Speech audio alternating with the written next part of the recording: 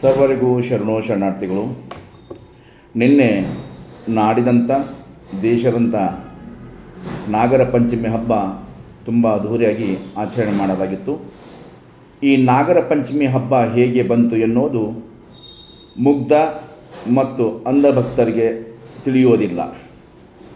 ನಮ್ಮ ದೇಶದಲ್ಲಿ 100ಕ್ಕೆ 97% ಜನ ಮೌಢ್ಯ ಮೂಢನಂಬಿಕೆ ಕಂದಾಚಾರದಲ್ಲಿ ಬದುಕುವ ಜನ. 3% ಜನಕ್ಕೆ ಮಾತ್ರ ಈ ಹಬ್ಬ ಹಾಡಿಗಳ ಹಿಂದಿನ ರಹಸ್ಯ ಗೊತ್ತಿದೆ. ಏಕೆಂದರೆ ಆ ಹಬ್ಬ ಹಾಡುಗಳೆಲ್ಲವೂ ಹುಟ್ಟಾಕಿರೋದು 3% ಜನಾಂಗದವರು. ಈ ಹಿಂದೆ ಹೋದರೆ ಸಾವಿರಾರು ವರ್ಷ ನೂರಾರು ವರ್ಷ ಹಿಂದೆ ಹೋದರೆ ನಮ್ಮ ದೇಶದಲ್ಲಿ ಕೈಗಾರಿಕೆ ಆಗಿರ್ಬೋದು, ವಾಣಿಜ್ಯ ಆಗಿರ್ಬೋದು, ಸಾಫ್ಟ್ವೇರ್, ಹಾರ್ಡ್ವೇರ್ ಹೀಗೆ ಯಾವುದೂ ಕಂಪನಿಗಳು ಮತ್ತು ಆದಾಯ ಬರುತ್ತಂತಹ ಘಟಕಗಳಿಗೂ ಇರಲಿಲ್ಲ. ಆವಾಗ ಎಲ್ಲರೂ ರೈತರಾಗಿದ್ದರು, ಶ್ರಮಿಕರಾಗಿದ್ದರು ಮತ್ತು ದಿನ ಕೂಲಿಯಲ್ಲಿ ಬದುಕಿ ಹೊಟ್ಟೆ ತುಂಬಿಸಿಕೊಳ್ಳುವಂಥ ಜನರು ಇದ್ದರು ನಮ್ಮ ಪೂರ್ವಿಕರೆಲ್ಲರೂ. ಅಂದು ಜನ ಮಾರ್ಚ್ ಇಂದ ಜೂನ್ವರೆಗೂ ಮದುವೆ ಮಾಡ್ತಿದ್ದರು. ಹೆಣ್ಮಕ್ಕಳ ಮದುವೆ ಮತ್ತು ಗಂಡು ಮಕ್ಕಳ ಮದುವೆ ಏನೇ ಕಾರ್ಯಕ್ರಮ ಮಾಡಿದ್ರು ಆ ಟೈಮಲ್ಲಿ. ಏಕೆಂದರೆ ಅವಾಗ ಬೇಸಿಗೆ ಕಾಲ, ಹೊಲ ಹೊಡೆಯೋದು, ಹೂಳೋದು, ಬಿತ್ತೋದು ಅಥವಾ ಏನೇ ಒಂದು ಕೆಲಸ, ರೈತರ ಕೆಲಸ ಇರ್ತಿಲ್ಲ. ಆ ಸಮಯಕ್ಕೆ ಅವರು ಮದುವೆಗಳು ಮತ್ತು ಮನೆಯಲ್ಲಿರ್ತಕ್ಕಂಥ ಕಾರ್ಯಕ್ರಮ ಏನೇ ಇದ್ದರೂ ಕೂಡ ಸಾಮಾಜಿಕವಾಗಿ ಮಾಡ್ಕೊಂಡು ಹೋಗ್ತಿದ್ರು. ಮದುವೆ ಆದ ಮೇಲೆ ಹೆಣ್ಣು ಮಗಳು ನಮ್ಮ ಮನೆಯಿಂದ ಗಂಡು ಮನೆಗೆ ಹೋದ ಮೇಲೆ 4 ತಿಂಗಳು ಬಿಟ್ಟು 5ನೇ ತಿಂಗಳಿಗೆ ಹಿಂತಿರುಗಿ ತವರು ಮನೆಗೆ ಬರ್ತಾಳೆ. 5ನೇ ತಿಂಗಳು ತವರು ಮನೆಗೆ ಬರುವ ತಿಂಗಳಿಗೆ 4ರ ಪಂಚಮಿ ಎಂದು ಕರೆಯುತ್ತಾರೆ. 4 ಗಂಡನ ಮನೆ, 5ನೇ ತಿಂಗಳು ತಾವು ತವರು ಮನೆ. 5ನೇ ತಿಂಗಳು 1 ತಿಂಗಳು ಫುಲ್ಲು ತವರು ಮನೆಯಲ್ಲಿ ಹೆಣ್ಣು ಮಗಳು ಇರ್ತಾಳೆ.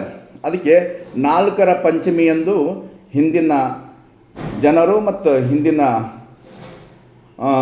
ಹಿರಿಯರು ಕರಿತಿದ್ರು.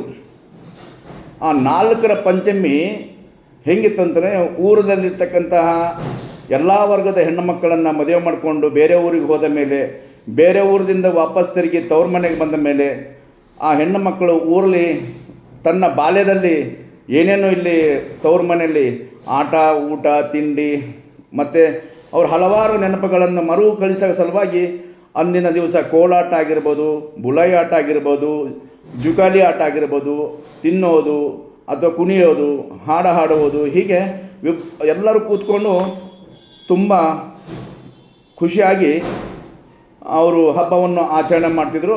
ಮತ್ತು ಅದರ ಜೊತೆಗೆ ರೈತ ಪಿತರೆಲ್ಲರೂ ಕೂಡಿ ಕೈ ಜೋಡಿಸಿ ಸುಖವನ್ನು ಅನುಭವಿಸ್ತಿದ್ದರು. ಆ ಹಬ್ಬದ ಸವಿ ರುಚಿಯನ್ನು ತಿನ್ನುತ್ತಿದ್ದರು.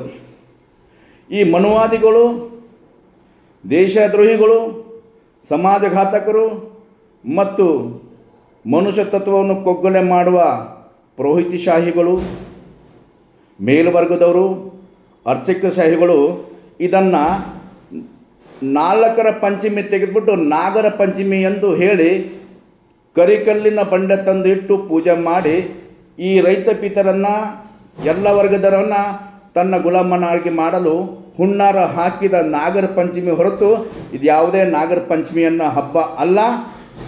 ನಾಗರ ಪಂಚಮಿ ವಿಷಯದಲ್ಲಿ ಎಂದೂ ಕೂಡ ಹುತ್ತಲ್ಲಿ ಹಾವಿರುವುದಿಲ್ಲ, ಹಾವು ಹಾಲು ಕುಡಿಯುವುದಿಲ್ಲ, ಮತ್ತು ಕಲ್ಲಿನ ಮೇಲೆ ಹಾಲು ಹಾಕಿದರೆ ಹಾವಿಗೆ ಹಾಕಿದಂಥ ಆಗುವುದಿಲ್ಲ. ಮತ್ತು ಜೀವ ಇರೋ ಹಾವು ಬಂದರೆ ಈ ಮನುವಾದಿಗಳು ಕೊಲ್ಲು ಎಂದು ಹೇಳುತ್ತಾರೆ, ಆ ಹಾವನ್ನು ಕೊಲ್ಲುತ್ತಾರೆ.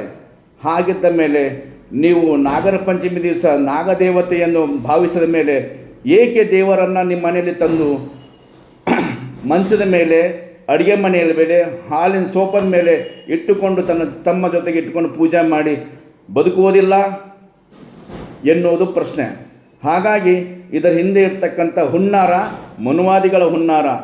ಇಂದಿನ ವರ್ಷ ಆಯಿತು, ಮುಂದಿನ ವರ್ಷ ಸತ್ಯದ ಅರಿವು ಅರಿತು ಮನುಷ್ಯನಾಗಿ ಬದುಕಿ ಇಂತಹ ಮೌಢ್ಯ ಮೂಢನಂಬಿಕೆ ಕಂದಾಚಾರವೆಲ್ಲವೂ ತನ್ನ ಮನೆ ಅಂಗಳದಲ್ಲಿ ಚಪ್ಪಲಿ ಬಿಡುವ ಸ್ಥಳದ ಬಿಟ್ಟು ಮನುಷ್ಯನಾಗಿ, ಸಜ್ಜನನಾಗಿ ಮತ್ತು ಸತ್ಯ ಮಾರ್ಗದಲ್ಲಿ ನಡೆಯಬೇಕೆನ್ನೋ ವಿಚಾರ ಪ್ರತಿಯೊಬ್ಬರಲ್ಲಿ ಬರಲಿ ಎನ್ನುತ್ತಾ ಮತ್ತೊಮ್ಮೆ ನಿಮ್ಮೆಲ್ಲರಿಗೂ ಶರಣೋ ಶರಣಾರ್ಥಿಗಳು.